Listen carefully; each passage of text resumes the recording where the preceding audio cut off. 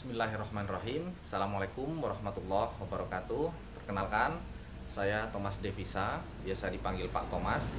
Saya adalah guru biologi di salah satu SMA di Kalimantan Timur.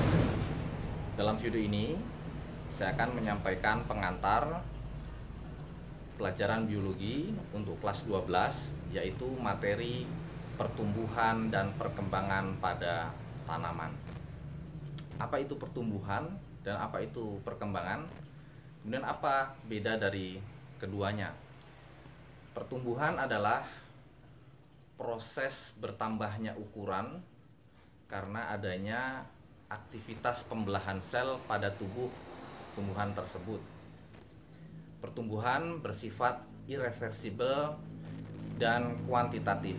Artinya, pertumbuhan dapat diukur dan dinyatakan dengan angka-angka, misalnya tinggi, berat, kemudian panjang maupun volume dari tumbuhan tersebut.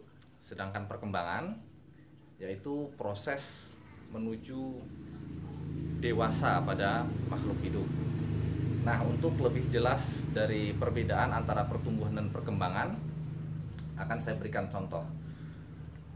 Tumbuhan mulai dari biji, kemudian menjadi kecambah yang ukurannya 2 cm, kemudian tambah menjadi tanaman kecil yang berukuran 10-15 cm, dan akhirnya menjadi pohon dengan ukuran beberapa meter. Nah, itu disebut sebagai pertumbuhan. Atau pada manusia misalnya, dari semula bayi dengan berat 3 kilo, kemudian menjadi anak kecil dengan berat 10 kilo, dan sampai akhirnya menjadi besar dengan berat 50-70 kilo. Nah, itu juga disebut sebagai pertumbuhan. Jadi ada pertambahan ukuran, misalkan dari tinggi maupun berat. Sedangkan perkembangan itu pada tumbuhan, misalkan yang semula tumbuhan belum berbunga kemudian menjadi berbunga, nah itu disebut sebagai perkembangan. Atau kalau pada manusia yang semula dari merangkak, kemudian bisa berjalan, kemudian berlari. Kemudian kalau pada wanita dari semula tidak mengalami menstruasi, kemudian mengalami menstruasi, nah itu disebut sebagai perkembangan. Jadi jelas ya perbedaan antara pertumbuhan dan perkembangan. Selanjutnya, pertumbuhan pada tanaman biasanya diawali dari peristiwa perkecambahan. Perkecambahan terjadi karena adanya proses imbibisi, yaitu masuknya air ke dalam biji tanaman. Nah, ini saya bawakan biji kacang hijau ya. Ini semula biji dalam kondisi dorman. Nah, ketika biji ini disiram air atau ditanam di tanah kemudian disiram dengan air, dia akan kemudian tumbuh menjadi kecambah. Nah, seperti ini. Nah, ini kecambah. Jadi air yang diserap oleh biji tadi atau proses imbibisi tadi mengaktifkan enzim-enzim yang ada pada biji, sehingga terjadilah metabolisme pada embrio dalam biji tersebut. Nah, proses hidupnya biji itu disebut sebagai perkecambahan. Nah, perkecambahan itu ada 2 tipe. Yang pertama yaitu perkecambahan epigeal. Ini ditandai dengan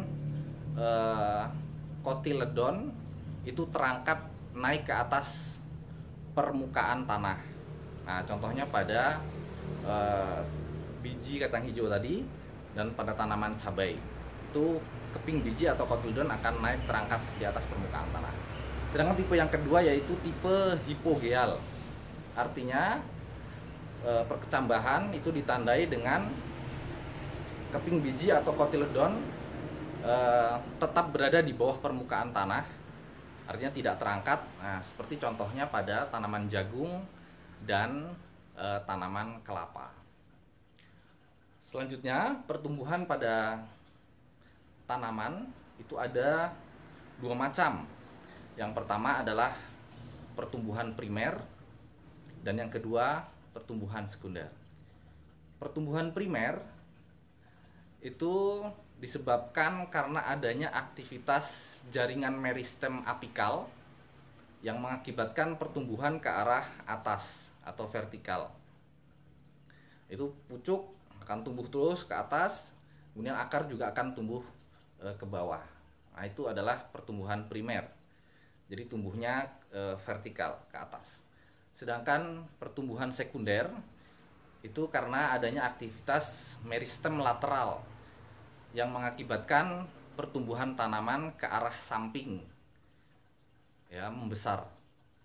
Nah, itu biasanya terdapat pada tumbuhan biji dikotil karena adanya kambium, sehingga memungkinkan tumbuhan itu tumbuh ke arah samping atau menjadi besar.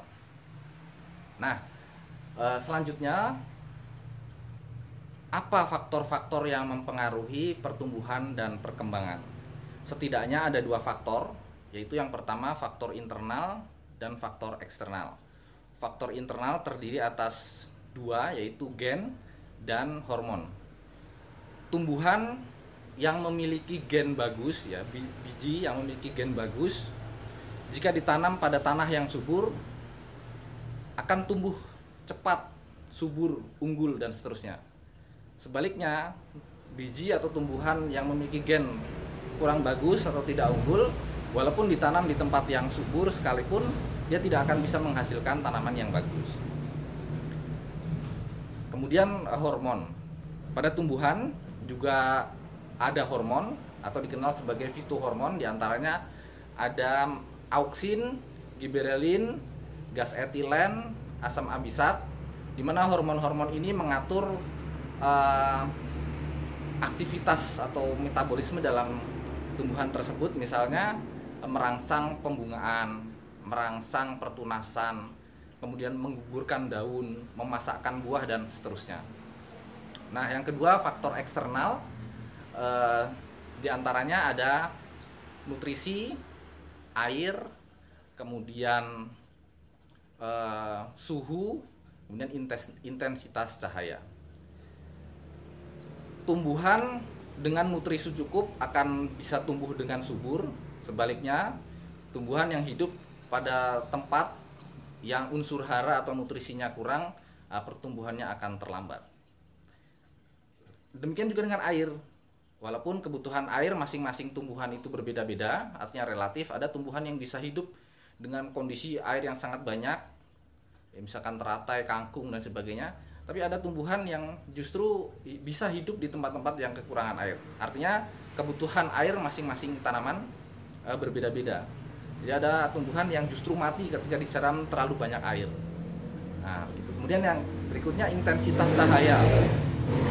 Intensitas cahaya juga berpengaruh terhadap perkembangan atau pertumbuhan tanaman. Ada peristiwa namanya peristiwa etiolasi. Itu pertumbuhan cepat di ruang gelap. Jadi tanaman itu kalau diletakkan di ruang gelap, dia bisa tumbuh cepat, ya, cepat tinggi, cepat panjang, tetapi daunnya kuning, ya, tidak hijau. Kemudian batangnya rapuh. Nah, ini kurang bagus. Artinya tumbuhan harus hidup untuk dengan intensitas cahaya yang cukup untuk proses fotosintesis. Nah, demikian video tentang pertumbuhan dan perkembangan. Materi ini saya sampaikan, semoga bermanfaat. Jangan lupa kritik, saran bisa ditulis di kotak komentar. Kemudian jangan lupa like dan subscribe. Nah, jika bermanfaat silahkan di share. Terima kasih. Assalamualaikum warahmatullahi wabarakatuh.